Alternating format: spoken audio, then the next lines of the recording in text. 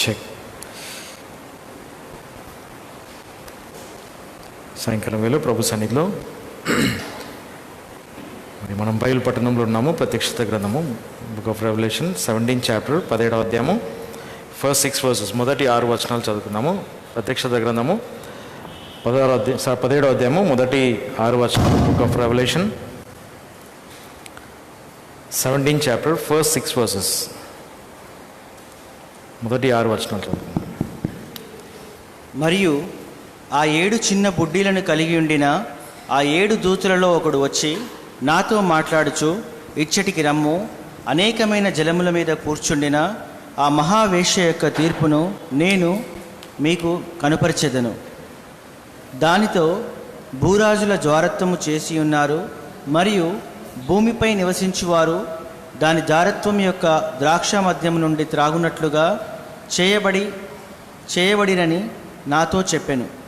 అలాగున అతడు ఆత్మలోనున్న అరణ్యంలోనికి కొనిపోబోయెను. మరియు 7 తలలను 10 కొమ్ములను కలిగి ఉండి దేవదూషణ పేర్లతో నిండియున్న ఒక ఎర్రని మృగముపై ఒక స్త్రీ కూర్చొని ఉండగా నేను చూచితిని. మరియు ఆ స్త్రీ ఊదా రంగుతోనూ ఎర్రని రంగుతోనూ అలంకరించబడి బంగారముతోనూ ప్రశస్తమైన రాళ్లతోనూ ముత్యములతో అలంకరించబడి దాని జారత్వపు మలినములతోనూ మరియు హేయములతో నింపబడిన ఒక బంగారపు గిన్నెను దాని చేతిలో కలిగి ఉండెను. మర్మము: మహాబబులోను భూమి యొక్క హేయమైన వాటికిని మరియు వేశ్యలకు తల్లి అని దాని నుదుటిపై ఒక పేరు వ్రాయబడి ఉండెను. మరియు ఆ స్త్రీ పరిశుద్ధుల రక్తంతోనూ యేసు యొక్క హతసాక్షుల రక్తంతో మత్తిల్లి ఉండగా నేను చూచితిని. మరియు నేను దానిని చూచినప్పుడు గొప్ప ఆశ్చర్యంతో ఆశ్చర్యపడితిని. ప్రార్థన చేసుకున్నాం. ప్రేమ నమ్మకం కలిగిన మా పరలోకపు తండ్రి, మరి మా యొక్క సాయంకాలం మాకు ఇచ్చిన బైబిల్ పఠనాన్ని బట్టి మీకు వందనాలు చెల్లిస్తున్నాము. సాయంకాలం కూడికను దీవించండి. మరి ఇక్కడ మేము నేర్చుకున్న విషయాలను మరి మేము గమనించుకొని మీ యొక్క రాకడ అతి శీఘ్రంగా ఉందని మరి మేము తెలుసుకొని మరి మేము ఆయత్తపడి మీ యొక్క రాకడ కొరకు సిద్ధపడే విధంగా మమ్మల్ని నడిపించమని ప్రార్థిస్తూ సమయాన్ని దీవించమని మా ప్రమరక్షుడైన యేసుక్రీస్తు నామమున ప్రార్థిస్తున్నాం తండ్రి, ఆమేన్. సో ఇక్కడ మనం చూస్తున్నాం, ఇక్కడ బాబిలోన్ అనగా బబులోను అనే పట్టణము మరి గురించి మనం చూస్తున్నాం. సో బాబిలోన్ ఈజ్ సిస్టమ్, ఒక వ్యవస్థ అనేది మనం చూసినాం. కాబట్టి ఒక సిస్టమ్, ఎటువంటి సిస్టమ్ అంటే రిలీజియస్ సిస్టమ్, పొలిటికల్ సిస్టమ్. మనం లాస్ట్ టైం మనం చూసినాము political system. Number 1 religious, number 2 political system, తర్వాత economical system. Okay, so 3 systems అక్కడ మనం చూసినాం. సో ఈ దిన మనం చూసేది రిలీజియస్ సిస్టమ్, మతపరమైన ఒక వ్యవస్థ అనేది మనము బబులోను గురించి మనం చూస్తున్నాం. సో బాబిలోన్ అనేది దానికన్నా ముందు మనం అర్థం కావడానికి బుక్ ఆఫ్ రెవల్యూషన్ ప్రత్యక్షత గ్రంథంలో మనం అక్కడ చూస్తే 4 different ఉమెన్ కనబడతారు. 4 స్త్రీలను గురించి పేర్కొనడం మనం చూస్తాం. 4 different women. సో ఇక్కడ మనం చూసేది ఇక్కడ ఒక స్త్రీ, అందుకే ఇక్కడ ఒక మాట రాయబడింది, and there came out of the 7 angels which had the 7 vials and talked with me saying unto thee me, come hither, I will shew unto thee the judgment of the great whore, ఒక గొప్ప వేశ్య సంగతి, that sitteth upon many waters, with whom the kings of the earth had committed fornication, and the inhabitants of the earth have been made drunk with the wine of her fornication. ఇంకా మనం ముందుకు వెళ్ళి చూస్తే అక్కడ ఒక స్త్రీ పేర్కొనడం మనం చూస్తున్నాం. ఉమెన్ అనే మాట మనకు కనబడుతుంది. క్రిందికి వెళ్ళి చూస్తే third వర్స్లో and he carried me away in the spirit into the wilderness and I saw a woman, ఒక స్త్రీని చూసినాడంట. So first woman in book of revelation. మరి ప్రత్యక్షత గ్రంథంలో మనము 4 స్త్రీలు సంగతి మనం చూస్తాం. బుక్ ఆఫ్ రెవల్యూషన్లో ప్రత్యక్షత గ్రంథంలో 4 స్త్రీలు మనకు కనబడతారు. సో మొదటి స్త్రీ ఎక్కడ మనం చూసినామంటే ఎవరు ఆ స్త్రీ అంటే జెజబెల్ అనే స్త్రీ మరి ఫస్ట్ ఉమెన్ అనమాట. బుక్ ఆఫ్ రెవల్యూషన్లో జెజబెల్. రెవల్యూషన్ చాప్టర్ 20 మరి ప్రత్యక్షత గ్రంథము 20వ అధ్యాయము 2-3 వచనాలలో మనం చూస్తాం. 23, 23వ వచనంలో చూస్తాం. Book of Revelation chapter 2 verse 20 నుంచి 23, 20 నుంచి 23వ వచనం వరకు, 20 నుంచి 23. జెజబెల్, అక్కడ ఒక ఎజబెల్ అనే స్త్రీ ఒకటి కనబడుతుంది. సో ఆ జెజబెల్ యొక్క స్త్రీ ఏంటంటే దాని యొక్క వివరణ, ఆ స్త్రీ యొక్క వివరణ అంటే కరప్షన్ అనమాట. కరప్టింగ్ అంటే చెరిపేయడం అనమాట. Corrupting influence of Christianity, corruption in Christianity. క్రైస్తవత్వంలో మరి చేర్పడం, క్రైస్తవత్వాన్ని చెరిపేయడం మనం చూస్తున్నాం. ఆ జెజబెల్ యొక్క స్త్రీ యొక్క వివరణ మనం చూస్తాం. అండ్ సెకండ్ ఉమెన్, రెండో స్త్రీ ఏంటంటే ఉమెన్ క్లోత్డ్ విత్ సన్. మరి ఇక్కడ సూర్యునితో ధరింపబడిన ఒక స్త్రీ మనం చూస్తాం. అది ప్రత్యక్షత గ్రంథము 12వ అధ్యాయము 1-2 వచనాలలో మనం చూస్తాం. ఈ ఉమెన్ ఎవరంటే ఇస్రాయేలు అని మనం చూస్తాం. ఓకే, ఇజ్రాయెల్ అనేది మనం చూస్తాం, నేషన్ ఇజ్రాయెల్. అండ్ దాని తర్వాత ఇక్కడ మనము ఇంకొక స్త్రీ మనం చూస్తున్నాం, గ్రేట్. ఆ స్త్రీ ఎవరంటే గ్రేట్ ఓర్, ఒక గొప్ప వేశ్య. సో 17 చాప్టర్ 1st వర్స్లో మనం చూసినాం గొప్ప వేశ్య. సో ఈ వేశ్య ఏంటంటే ఇక్కడ మనం అంటే రిలీజియస్ పరంగా చూస్తున్నాం, మతపరంగా చూస్తున్నాం కాబట్టి ఇది మతపరంగా అర్థం చేసుకుందాము. సో మతపరంగా ఏం చూస్తున్నామంటే ఇక్కడ జెజబెల్ అనే స్త్రీ క్రైస్తవత్వం అనే దాన్ని చెరిపేసింది. స్త్రీ గురించి మనం చూస్తాం. తర్వాత ఉమెన్ అంటే ఇస్రాయెల్ నేషన్, అంటే ఇస్రాయెల్ యొక్క జనాంగం గురించి మనం చూస్తాం. గ్రేట్ ఓర్ అంటే ఇక్కడ మనం దీని యొక్క వివరణ ఏం చూస్తామంటే బాబిలోన్ అనమాట. గ్రేట్ ఓర్ అంటే బాబిలోన్ బబులోను పట్టణము. మరి అపోస్టసీ అనేది మనం చూస్తాం. అపోస్టసీ, సో భ్రష్టత్వం అనేది మనం చూస్తాం. అపోస్టేట్ చర్చెస్, మరి భ్రష్టత్వంతో కూడిన సంఘాలు మనం చూస్తాం. Church of antichrist, apostate church of antichrist, క్రీస్తు విరోధి యొక్క సంఘం అనమాట.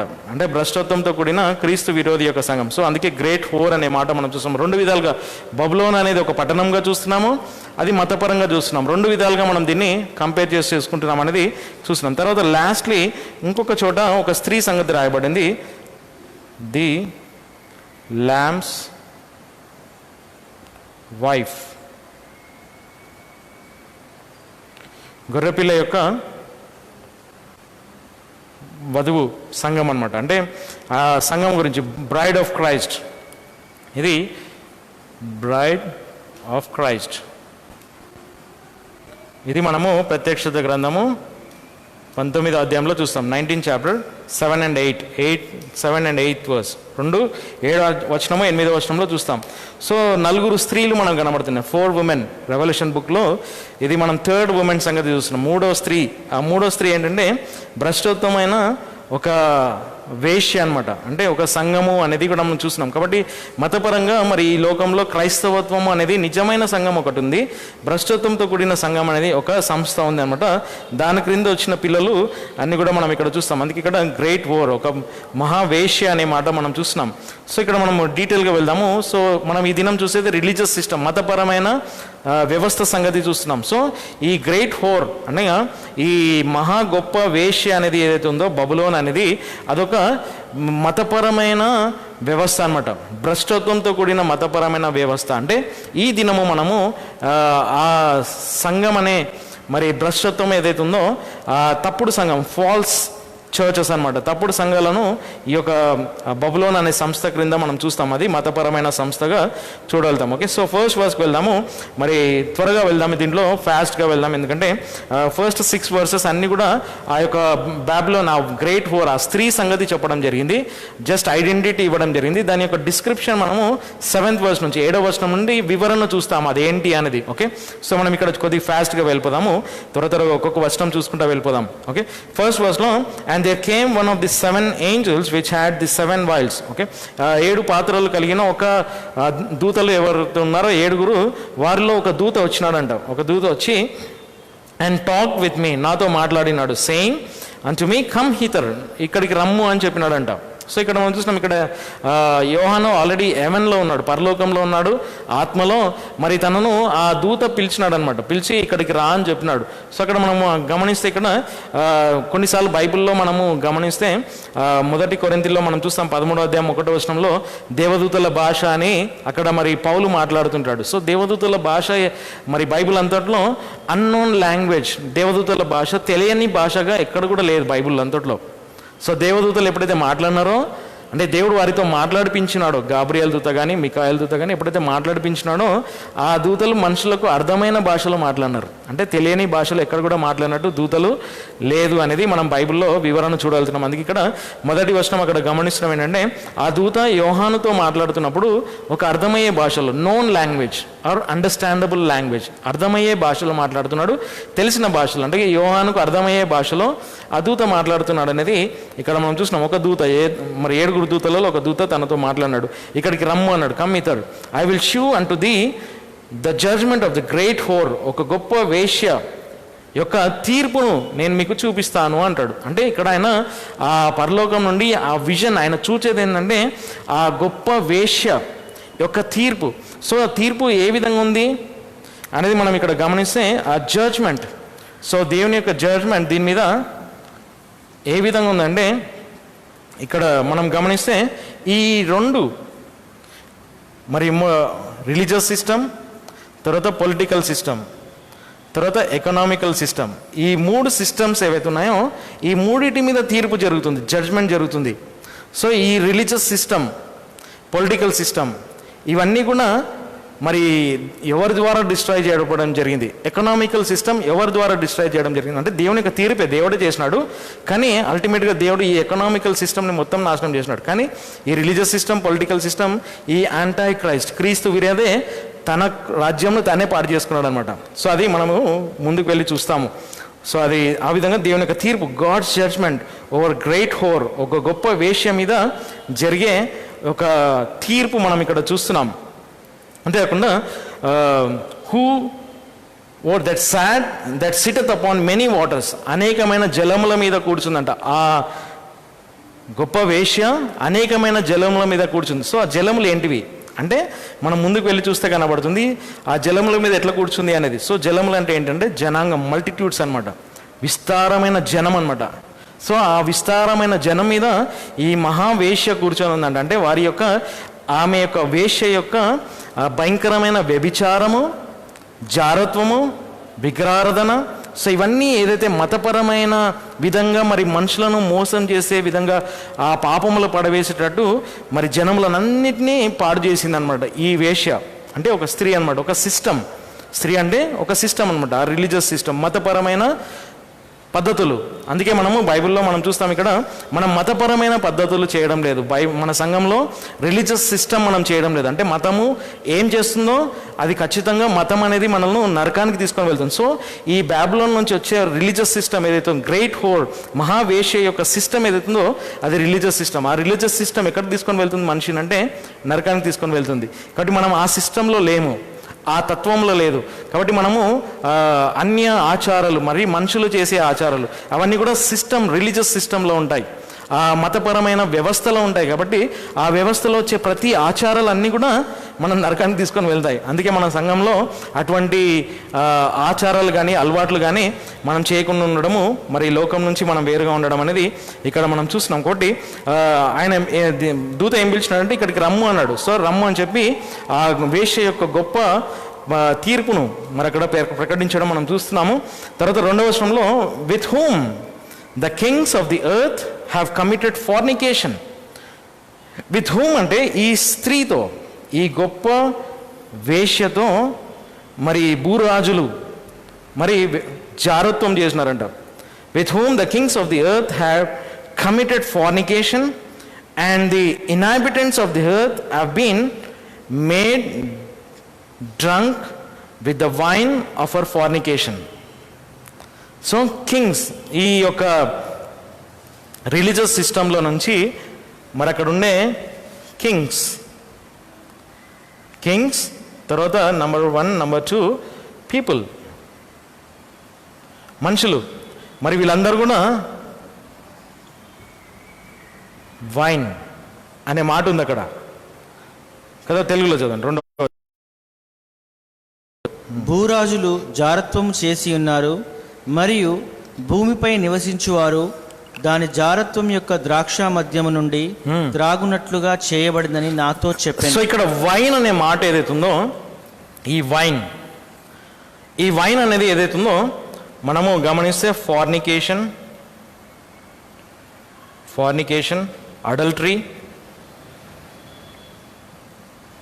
అడల్టరీ, తర్వాత ఐడోలేటరీ, 3 చూస్తాం అక్కడ.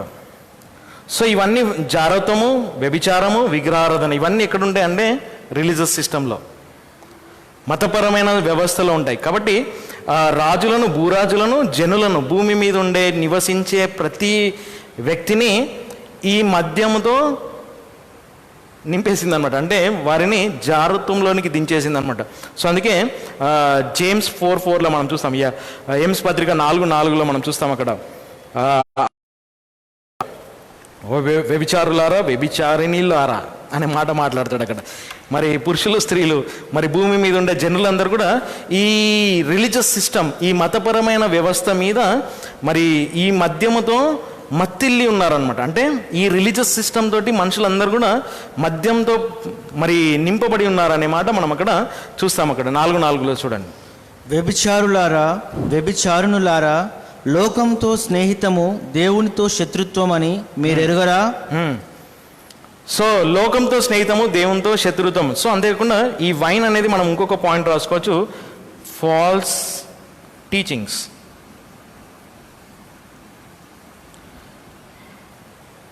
అబద్ధ బోధలు అనమాట.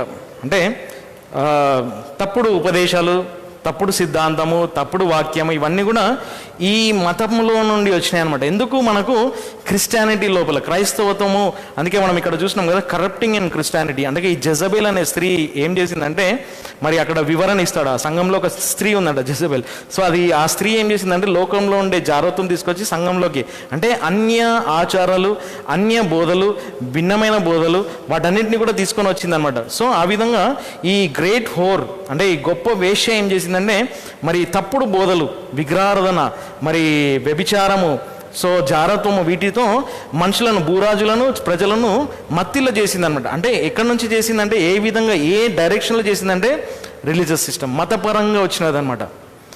అంటే దీని వెనకాల మనం చూసినాం ఇక్కడ ఈ బ్యాబిలాన్ అనేది ఏంటో మనం ఆల్రెడీ చూసినాం. Babylon is devils dark world. Babylon అంటే మనం ఏం చూసినాం పోయిన వారము, బబులోన్ అంటే సాతానుని యొక్క అంధకార రాజ్యము, his dark world Kingdom. Okay, వాని యొక్క అంధకార రాజ్యం అని మనం అక్కడ పోయిన వారం మనం చూసుకున్నాం. కాబట్టి మరి లోకంతో స్నేహితము, మరి దేవునితో శత్రుత్వము. అంటే ఈ రిలీజియస్ సిస్టమ్ ఏదైతే ఉందో ఇట్స్ ఎనిమిటీ టు గాడ్. అంటే ఈ మతపరమైన వ్యవస్థ అయితే ఉందో దేవునికి శత్రుత్వము, దేవునికి వ్యతిరేకమైంది అది. ఈ మతం అనేది దేవుడి నుంచి వచ్చింది కాదు. Religion is not from God. Okay, మతం అనేది దేవుడి నుండి వచ్చింది కాదు. మతం అనేది ఈ బబులోన్ అనే సిస్టమ్ నుంచి వచ్చింది. సో అది మనం బాగా జ్ఞాపకం పెట్టుకోవాలి. అందుకే మనము మతంలో లేము. We are not in religion. Christianity is not religion. క్రైస్తవత్వం అనేది ఒక మతము కాదు. Christianity is way to heaven. క్రైస్తవత్వం అనేది పరలోకానికి వెళ్ళే మార్గం. But way of religion is way to hell. మరి మతం అనే మార్గం ఎక్కడికి తీసుకొని వెళ్తుందంటే నరకానికి తీసుకొని వెళ్తుంది. మనం ఎన్నోసార్లు విన్నాం కదా, మనం ఎన్నోసార్లు వర్తమానాలు విన్నాము, మన మిషనరీస్ చెప్పినారు. సో ఈ మతంలో నుంచి ఉంటే నేరుగా నరకానికి పోతాం. ఎట్లా పోతాం నరకానికి? సో ఇప్పుడు మనకు అర్థమవుతుంది, ఈ సిస్టమ్ నుంచి అర్థమవుతుంది ఎందుకు మనం నరకానికి వెళ్తాము మతంలో ఉంటే. సో ఈ సిస్టమ్ అనమాట. సో ఈ సిస్టమ్ ఏం చేసింది, మనల్ని మత్తిల్లో చేసింది అనమాట. దేంతో మత్తిల్లో చేసింది? వ్యభిచారము, జారత్వము, విగ్రహారాధన, తప్పుడు బోధలు. వీటితో ఈ బబులోన్ అనే సిస్టము మనుషులను పాడు చేసింది. సో అందుకే ఇక్కడ దాని మీద తీర్పు, ఈ వేశ్య మీద తీర్పు జరుగుతుంది ఇప్పుడు ఇక్కడ. అక్కడ మనకు దేవుడు అందుకే ఆ వేశ్య సంగతి మరి 17వ అధ్యాయము 18వ అధ్యాయము. సో 3 విధాలుగా, మతపరంగా, రాజకీయంగా, ఆర్థికంగా రిలీజియస్లీ, పొలిటికల్లీ అండ్ ఎకనామికల్గా దేవుడు వారి మీద 3 విధాలుగా తీర్పు తీరుస్తున్నాడు అనేది ఈ 2 అధ్యాయాలలో మనం చూస్తాం. ఓకే, తర్వాత ఇంకో ముందుకు వెళ్దాం, 3rd వర్స్కి వెళ్దాం. సో సెకండ్ వర్స్ మనం ఫినిష్ చేసినాము. ఓకే, సో దాంట్లో ఏవింది అనేది కొద్దిగా మనం అర్థమైంది. సో 3rd వర్స్లో సో ఈ carried me away in the spirit in to the wilderness. So అతనిని మరి యోహానును ఆ దూత ఏడు తీసుకొని వెళ్ళాడంట, అరణ్యంలోనికి తీసుకొని వెళ్ళినాడు. సో ఖచ్చితంగా మరి ఆ మాట ఆయన పరలోకంలో ఉన్నాడు, తనను ఆత్మలో మరలా అరణ్యంలోకి తీసుకొని వెళ్ళినాడు. అంటే అరణ్యం అంటే ది ప్లేస్ ఆఫ్ బ్యాబిలోన్, బబులోని యొక్క స్థలము. సో అరణ్యము, ఎడారి, డెజర్ట్ అన్నమాట. సో మనం చూస్తున్నాం అక్కడ ఈ బ్యాబిలోన్ అనే ప్లేస్ ఎక్కడుంది, షినార్ అనే ప్లేస్ ఎక్కడ ఉందంటే ఆ 2 నదులు యూఫ్రటీస్, టైగ్రిస్, ఆ రివర్ 2 నదులు ప్రవహించే మధ్యలో ఉండే స్థలం అనమాట. సో దాంట్లో మనం అక్కడ ఆల్రెడీ చూసినాము, ఇరాక్ అనే స్థలం ఏదైతుందో ఇది ఈ విల్డర్నెస్ అనమాట. అంటే అక్కడికి దేవుడు తీసుకొని వెళ్ళాడు అనమాట. అంటే యోహానును అక్కడ తీసుకొని వెళ్ళి ఆ సిస్టమ్ను చూపించినాడు, ఆ వేశ్య సంగతి చూపించినాడు. అంటే ఈ వేశ్య ఎక్కడి నుంచి స్టార్ట్ అయింది, ఈ స్త్రీ ఎక్కడి నుంచి వచ్చింది, యాక్చువల్లీ ఈ బబులోన్ అనే సిస్టమ్ ఎక్కడి నుంచి వచ్చింది, బాబేలు గోపురం నుంచి. బాబేలు ఎక్కడి నుంచి వచ్చిందంటే ఎవరు స్టార్ట్ చేసినారంటే నిమ్రోద్ ఎక్కడి నుండి వచ్చినారంటే సైతానుడు వాడు. సో క్రీస్తు విరోధి అనమాట. సో ఆ విధంగా నిమ్రోదు దగ్గర నుండి స్టార్ట్ అయితే ఈ సిస్టమ్, మతపరమైన సిస్టమ్ ఎక్కడి నుంచి స్టార్ట్ అయింది, నిమ్రోదు దగ్గర నుంచి స్టార్ట్ అయితే నేటి వరకు ఈ సిస్టమ్ కొనసాగుతూనే ఉంది. సో మీరు క్యాల్కులేట్ చేసుకోండి ఎన్ని ఇయర్స్ పట్టింది. సో ఇప్పటికీ మనం 2000 ఇయర్స్, మళ్ళీ దానికి ముందు ఇంకొక 2000 ఇయర్స్, అంటే 4000 ఇయర్స్ యొక్క హిస్టరీలో మనం ఈ రిలీజియస్ సిస్టమ్ కంటిన్యూ అవుతుంది అనేది మనం ఇక్కడ చూస్తాం. కొన్ని పాయింట్స్ ఇక్కడ ఇంకా మనం గమనించుకుందాం. సో ఆ విధంగా బబులోన్ అనేది ఆ సిస్టమ్ రిలీజియస్ సిస్టమ్గా మనం చూస్తున్నాం.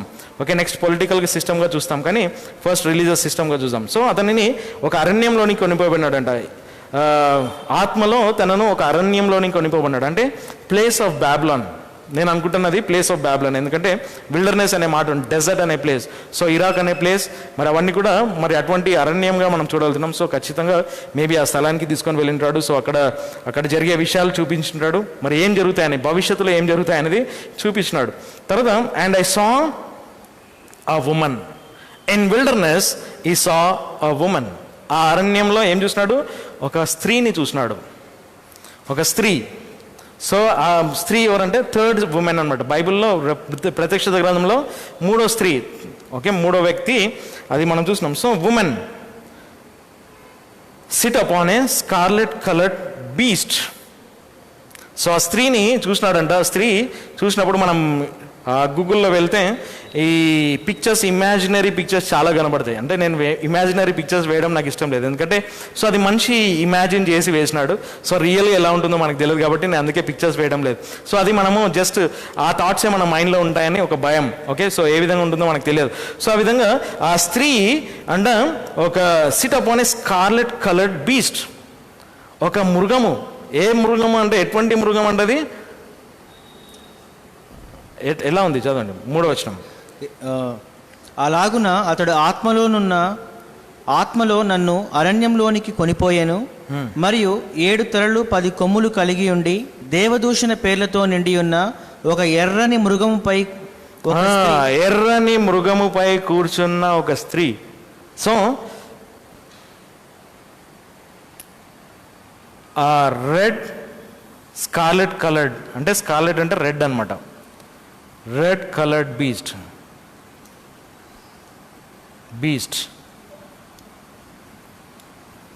సో రెడ్ కలర్డ్ బీస్ట్ అంటే ఎర్రని రంగుతో ఉన్న మృగము. ఆ మృగం ఎవరంటే క్రీస్తు విరోధి. సో ఈ క్రీస్తు విరోధి మనం ఎక్కడ చూసినాము, ఏ అధ్యాయంలో చూసినాము, చూసినాం, మర్చిపోయినారా? ఓకే, అక్కడ ఆన్సర్ వస్తుంది కానీ ఇంకా ఎవరన్నా వేరే వాళ్ళు చెప్తారు. ఓకే, ఎక్కడ ఉంది, ఏ అధ్యాయంలో ఉంది? 13th చాప్టర్, 13వ అధ్యాయము, 13th చాప్టర్. ఈ మృగము సంగతి 13వ అధ్యాయంలో మనం చూస్తాం. సో ఆ స్త్రీ, మనం అందుకే అన్నాం apostate church of anti Christ. అంటే క్రీస్తు విరోధి యొక్క భ్రష్టమైన సంఘం అనమాట. అంటే ఇది ఒక మతపరమైన సంఘంగా స్టార్ట్ చేసిన. అందుకే మొదటి యోహానులో మనం చూస్తాం అక్కడ ఇక్కడ మనం సింగులర్గా మాట్లాడడం మనం చూస్తాం. ఈ బీస్ట్ అనేది సింగులర్గా అంటే ఏకవచనంలో మాట్లాడడం మనం చూస్తాం. అదే మొదటి యోహానులో మనం చూస్తే మొదటి అధ్యాయంలో 2వ అధ్యాయము 3వ అధ్యాయం 4వ అధ్యాయం 5వ అధ్యాయాలలో మనం చూస్తే అక్కడ అనేకమైన క్రీస్తు విరోధులు ఇదివరకే బయలుదేరినారు అంటాడు. అంటే ఎక్కడి నుంచి బయలుదేరినారు? సో రిలీజియస్ సిస్టమ్ అనమాట, మతపరమైన వ్యవస్థ. ఆ మతపరమైన వ్యవస్థలో మరి చాలా ఇన్ఫర్మేషన్ ఉంది, కానీ సో మనం దాంట్లో వెళ్ళడం లేదు, ఎందుకంటే చాలా ఇన్ఫర్మేషన్ ఉంది. అంటే రోమన్ క్యాథోలిసిజం అనేది ఏదైతే ఉందో ఆ రోమన్ క్యాథోలిసిజం లోపల వచ్చే ఆ సిస్టమ్, మతపరమైన సిస్టంలో అనేకమైన పోప్స్ ఎంతమంది అయితే వచ్చినారో వాళ్ళందరూ కూడా క్రీస్తు విరోధులుగా మరి పిలువబడినారు చరిత్రలో. ఓకే, వారు చాలా భయంకరమైన రక్తపాతం చేసినారు. అందుకే రెడ్ కలర్డ్ బీస్ట్. సో ఈ బీస్ట్ కూడా మరి రెడ్ కలర్లో ఉంది, ఎందుకంటే రక్తముతో ఉందన్నమాట. అంటే ఎంతో రక్తపాతం చేస్తున్నారు, ఎంతోమంది ఒక రక్తంలో చిందించినట్టు మనం చూస్తున్నాం. సో ఆ స్త్రీ ఎవరి మీద కూర్చొని ఉంది? ఆ సిస్టమ్, ఆ స్త్రీ అంటే ఈ బాబిలోనియన్ సిస్టమ్ అనమాట, రిలీజియస్ సిస్టమ్ ఎవరి మీద కూర్చొని ఉంది? బీస్ట్. బీస్ట్ అంటే ఎవరు? క్రీస్తు విరోధి. ఆ క్రీస్తు విరోధి అనే రిలీజియస్ సిస్టమ్ మీద ఇవన్నీ కూర్చొని ఉన్నాయి అనమాట ఈ స్త్రీ. అంటే ఆ వ్యవస్థ, ఆ మతము అనేది ఆ మృగం మీద కూర్చొని ఉంది అనేది అర్థం కావాలి మనకు. ఇంకా ముందుకు వెళ్ళి చూద్దాము. తర్వాత full of names of blasphemy, మరి అనేకమైన, తెలుగులో ఫాస్ట్ 4వ, 3వ. అలాగున అతడు ఆత్మలో నన్ను అరణ్యంలోనికి కొనిపోయాను, మరియు 7 తలలను 10 కొమ్ములను కలిగి ఉండి దేవదూషణ పేర్లతో నిండి ఉన్న, దేవదూషణ పేర్లతో నిండి ఉన్నా, నాతోటి వెళ్ళాలి నువ్వు. దేవదూషణ పేర్లతో నిండి ఉన్నా అంటే ఆ మృగం అంట ఎర్రని రంగులో ఉంది. అంటే ఆ మృగం ఎర్రని రంగులో ఉన్నాడు. తర్వాత అనేకమైన దేవదూషణ పేర్లు కలిగి ఉన్నాడంట. అంటే అనేకమైన దేవదూషణ ఏముంది అక్కడ ఇంగ్లీష్లో మనం చూస్తే అక్కడ full of names of blasphemy. Full of names of blasphemy అంటే అనేకమైన పేర్లు, బ్లాస్ఫమీ చేసే పేర్లు అనమాట. అంటే ఏమేమి పేర్లు కలిగి ఉన్నాడు ఆ మృగం అంటే అనేకమైనవి. సో అది మనం 13వ అధ్యాయంలో చూస్తాం, వాడు దేవదూషణ చేసినాడంట. సో అవి అన్నీ కూడా అక్కడ ఆల్రెడీ మనం చూసినాం. తర్వాత హ్యావింగ్ 7 heads and 10 horns, 7 కొమ్ములు, తర్వాత 7 తలలు, తర్వాత 10 కొమ్ములు ఉన్నాయి. సో ఆ 7 తలలు 10 కొమ్ములు ఏంటివో మనం తర్వాత చూసుకుందాం, ఎందుకంటే అవన్నీ కూడా రాజ్యాలు, అవన్నీ కూడా మనము 7 తలలు అంటే 7 మౌంటైన్స్ అనమాట, అంటే 7 పర్వతాలు. సో అవన్నీ కూడా మనం నెక్స్ట్ వెళ్ళినప్పుడు చూస్తాం. 10 హార్న్స్ అంటే 10 kings అనమాట. 10 kings ఎవరున్నారు? సో అవన్నీ కూడా మనము నెక్స్ట్ వెళ్ళి చూద్దాం దాంట్లో డిస్క్రిప్షన్. బట్ ఆ బీస్ట్ అనమాట, బీస్ట్ మీద కూర్చొని ఉన్న full of names of blasphemy, having 7 heads and 10 horns. And then 4th verse, and the woman was arrayed in purple and scarlet color. ఆ స్త్రీ అంట ఏ విధంగా అలంకరింపబడిందంట? ఊదా రంగు, తర్వాత ఎర్రని రంగు. సో ఇక్కడ మనం చూస్తాం, ఇక్కడ what is the meaning of purple? Purple అంటే ఏంటి? మ్యాజెస్టీ అనమాట, రాయల్టీ. అంటే మనం ఇక్కడ చూస్తాం ఈ ఊదా రంగు వేసుకునేది మనం చూస్తున్నాం. సో అందుకే ఇక్కడ రోమన్ క్యాథోలిసిజం సిస్టంలో, రోమన్ క్యాథోలిక్స్ దాంట్లో ఆ సిస్టమ్ లోపల కార్డినల్స్ అంటారు. పోప్ తర్వాత కార్డినల్స్. పోప్ అనే వ్యక్తి తర్వాత కార్డినల్స్, అంటే మెయిన్ తర్వాత ఉండే వాళ్ళు ఎవరైతే ఆధిపత్యంలో ఉండేవారు, పోప్ తర్వాత ఉండేవాళ్ళు నెక్స్ట్ స్టేజ్ ఏంటంటే కార్డినల్స్. సో ఈ కార్డినల్స్ వాళ్ళు వేసుకునేది 2 ఉంటాయి, ఒకటి ఊదా రంగు ఉంటుంది, ఒకటి ఎర్రని రంగు ఉంటుంది. సో మీరు వెళ్ళి ఒకవేళ చూడవచ్చు, వాళ్ళు క్యాథలిక్ ప్రీస్ట్ వేసుకుంటారనమాట. ఒకటి పర్పుల్ కలర్ అండ్ రెడ్ కలర్తో మిక్స్ అయిన ఒక దీన్ని ఏమంటాం, గౌన్ మీద ఒక రిబ్బన్ లాంటిది వేసుకుంటారనమాట. సో అది ఆ కలర్ ఉంటుందన్నమాట. సో ఈ రిలీజియస్ సిస్టమ్ అనమాట, మతపరమైన వ్యవస్థ. సో పర్పుల్ అనేది మనకు తెలుసు, పర్పుల్ అంటే మ్యాజెస్టీ ఆర్ రాయల్టీ. సో బయటికి మనకు ఈ రిలీజియస్ సిస్టమ్ ఎలా కనబడుతుంది? రాయల్గా కనబడుతుంది, చాలా ఉన్నతంగా కనబడుతుంది, చాలా రాయల్గా కనబడుతుంది అనేది మనం గమనించాలి. సో ఈ ఊదా రంగు అనేది వేసుకొని ఉందంట, ఆ విధంగా అలంకరింపబడిందంట. Red in purple and scarlet colours. Why scarlet colour? ఎందుకు ఎర్రని కలర్ ఉందంటే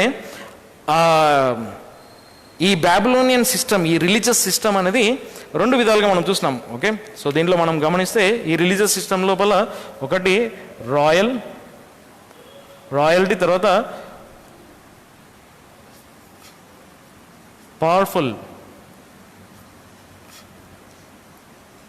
త్రూ ద షెడ్ బ్లడ్. అంటే ఈ ఎర్రని రక్తం ఎర్రని కలర్ ఎందుకు కనబడుతుంది అంటే చరిత్ర అంతట్లో మనం చూస్తే బాబిలోన్ యొక్క వ్యవస్థ ఏదైతుందో, ఈ రిలీజియస్ సిస్టమ్ అనేది ఏదైతుందో, ఈ మతం ఏ విధంగా తీసుకొని వచ్చిందంటే బయటికి రాయల్టీ కనబడుతుంది, కానీ దాని వెనకాల దాని యొక్క అధికారం ఎలా సంపాదించుకుందంటే రక్తపాతంతో, by shedding blood she gain the religious power అనమాట. మతపరమైన అధికారం సంపాదించుకుంది. అందుకే అక్కడ రెడ్ కలర్ అనేది స్కార్లెట్ కలర్ మనకు కనబడుతుంది. తర్వాత ఇక్కడ మనం చూసాం ఇంకా and decked with gold and precious stones and pearls. మరి ఏ విధంగా అలంకరింపబడిందంట? బంగారముతోను ప్రశస్తమైన రాళ్లతోను ముత్యములతో అలంకరింపబడింది. అంటే ఈ gold, precious stones and pearls. So ఈ మూడు మనం చూస్తే దానికి ఏం చూపిస్తుందంటే ఈ సిస్టమ్ ఏదైతే ఉందో, రిలీజియస్ సిస్టమ్, రాయల్టీ, తర్వాత పవర్ఫుల్, తర్వాత వెల్తీ, అంటే చాలా ఐశ్వర్యంతో ఉండేది, వెల్తీ. సో అందుకే మనం ఇక్కడ చూస్తున్నాం, ఇక్కడ లోకమంతట్లో లోకమంతట్లో మతపరమైన ప్లేసెస్ ఏవైతే ఉన్నాయో, రిలీజియస్ ప్లేసెస్ ఏవైతే ఉన్నాయో, ఫర్ ఎగ్జాంపుల్ మన ఇండియాలో తిరుపతి ఉంది. సో వరల్డ్స్ సెకండ్ లార్జెస్ట్ ఏమంటాం అది అంటే ఇన్కమ్ ఉంటుంది అనమాట దానికి. వరల్డ్లో సెకండ్ లార్జెస్ట్ ప్లేస్ అంటే ఇన్కమ్ రావడంలో, అంటే చాలా రిచెస్ట్ ప్లేస్ అనమాట. సో వరల్డ్స్ ఫస్ట్ అంటే టాప్ మోస్ట్ ఫస్ట్ ప్లేస్లో ఉన్న రిలీజియస్ సిస్టమ్ ఏంటంటే వాటికన్ సిటీ. వాటికన్ సిటీకి అన్నిటికంటే లోకమంతట్లో అన్నిటికంటే ఎక్కువ ఆదాయము అంటే ఎకనామీ రావడము ఫస్ట్ అక్కడ వాటికన్ సిటీ అనమాట. సెకండ్ ఇండియాలో మనకు తిరుపతి అనేది ఉంది. కాబట్టి సో ఎందుకు అది అంత టాప్ మోస్ట్ వెల్తీ. సో ఆ సిస్టంలో ఏమున్నాయంటే full gold, precious stones and pearls, so వాటితో నింపబడిందంట. సో ఆ సిస్టమ్ ఏంటంటే మంచి ఐశ్వర్యంతో నింపబడింది, వెల్తీ సిస్టమ్ అనమాట. తర్వాత ఇక్కడ మనం చూస్తున్నాం having golden cup in our hand full of abomination and filthiness of our fornication. తన చేతిలో ఇంకేముందంట? ఒక బంగారపు, దాని జారత్వంతో మలినముతోను మరియు హేయములతో నింపబడిన ఒక బంగారపు గిన్నెను దాని చేతిలో కలిగి ఉండేను. ఓకే, దాని చేతిలో ఆ యొక్క స్త్రీ యొక్క చేతిలో ఏముందంట? బంగారం యొక్క పాత్ర, golden cup. So golden cup అనే మాట మనం చూసినప్పుడు అక్కడ దేంతో నింపబడిందంటే golden cup is filled with abomination and filthiness of our fornication. గమనించండి, ఫార్నికేషన్ అంటేనే చాలా భయంకరమైంది, జారత్వం అంటేనే చాలా భయంకరమైంది, దానికి ఫిల్తీనెస్ అనేది ముందర యాడ్ అయింది. ఫిల్తీనెస్ ఆఫ్ ఫార్నికేషన్ ఏముంది అక్కడ? తెలుగులో మళ్ళీ ఒకసారి జారత్వపు మలినముతో అంటే ఫిల్తీనెస్ అనమాట, అంటే ఎంత భయంకరమైన దుష్టత్వం అనమాట. కాబట్టి గోల్డెన్ కప్ అనేది తన చేతిలో ఉండే, తాను వేసుకున్నది, అలంకరించబడింది. తన చేతిలో ఉండే ఆ బంగారం యొక్క పాత్ర ఏం చూపిస్తుందంటే ఇమ్మొరాలిటీ, అంటే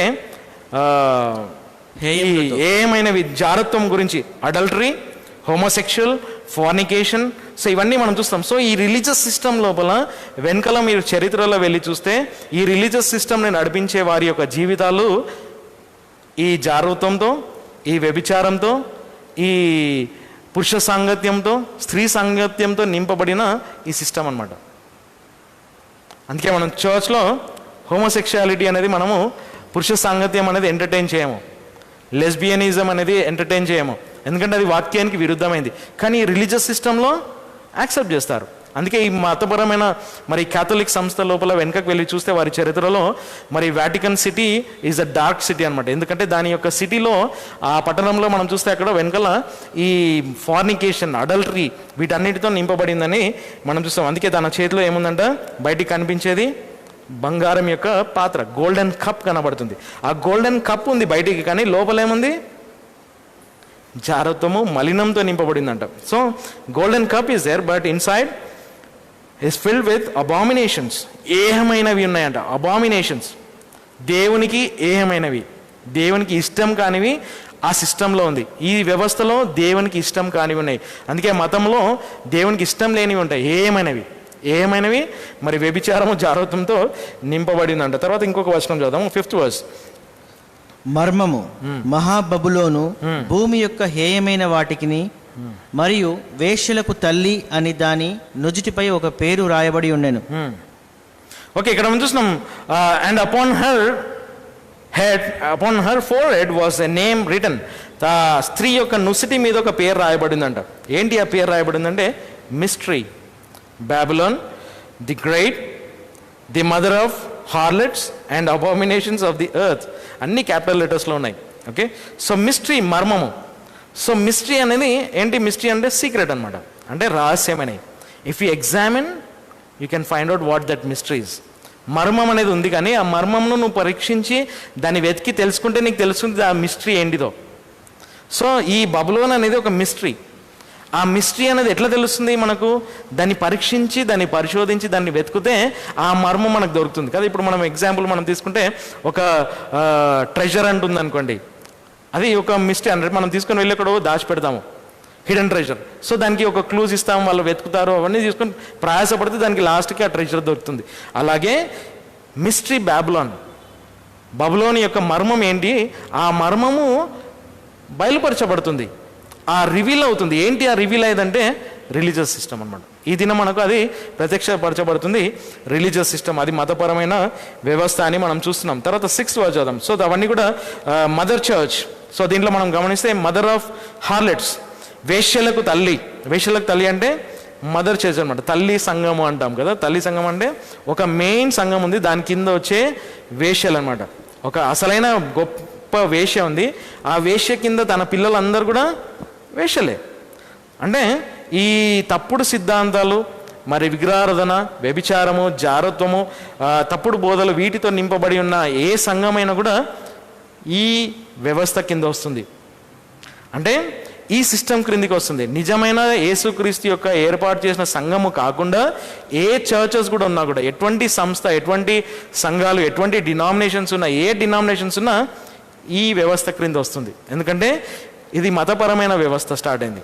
సో దాంట్లో ఇవన్నీ ఉంటాయి. తప్పుడు బోధలు ఏవైతే సంఘాలలో మనం వింటున్నామో అవన్నీ కూడా ఇప్పుడు ఈ దినాలలో మరి వ్యక్తులు బయలుదేరినారు కదా. ఇంతవరకు మనము రీసెంట్గా 1900s వరకు మనం చూస్తున్నాం ఒక సంస్థలు వచ్చినాయి, కానీ ఇప్పుడు ప్రజెంట్ డేస్లో మనం చూస్తున్నాం ఒక వ్యక్తులు బయటికి వెళ్ళారు. అంటే ఇంకా పెద్ద పెద్ద సంస్థలు స్టార్ట్ చేస్తున్నారు వ్యక్తులు. సో వాళ్ళందరూ కూడా ఈ మతపరమైన వాటి కిందనే వస్తారు. అందుకే మనం ఇక్కడ ఈ మతపరమైన వ్యవస్థ రావడము మనం చూస్తే ఇక్కడ ఒకటి మనకు తెలుసు, 1948లో వరల్డ్ కౌన్సిల్ ఆఫ్ చర్చెస్ అనేది ఎస్టాబ్లిష్ అయింది. అంటే ఒక సంస్థ స్టార్ట్ అయింది, world council of churches, WCC అంటారు, world council of churches. One world church movement, evangelical movement అంటారు. అంటే ఇవన్నీ ఒక వ్యవస్థ, ఒక వ్యక్తుల ద్వారా ఈ మతపరంగా స్టార్ట్ అయినాయి అన్నమాట. సో ఇవన్నీ కూడా ఆ స్త్రీ యొక్క ఆ వేశ్య, ఆ అసలైన వేశ్య ఉంది, ఆ వేశ్య క్రింద పిల్లలు వీళ్ళందరూ అనమాట. సో అన్ని తప్పుడు సంఘాలు అన్నీ కూడా ఈ స్త్రీ క్రిందికి వస్తారనేది గుర్తుపట్టాలి. అందుకే మనము సంఘం అనేది చాలా ప్రాముఖ్యమైనది, యేసుక్రీస్తు ఆరంభం చేసిన సంఘము. తర్వాత ఇక్కడ 6th verse గమనిద్దాం. 6th verse చూసుకొని ముగించుకుందాం. And I saw the woman drunken with the blood of the saints and with the blood of the martyrs of Jesus and when I saw her I wondered with great admiration. తెలుగులో చదువు. మరియు ఆ స్త్రీ పరిశుద్ధుల రక్తంతోను యేసు యొక్క హతసాక్షుల రక్తంతో మత్తిల్లి ఉండగా నేను చూచి తిని. సో ఆ స్త్రీ అంట, that woman, this great whore drunken with the blood of the saints.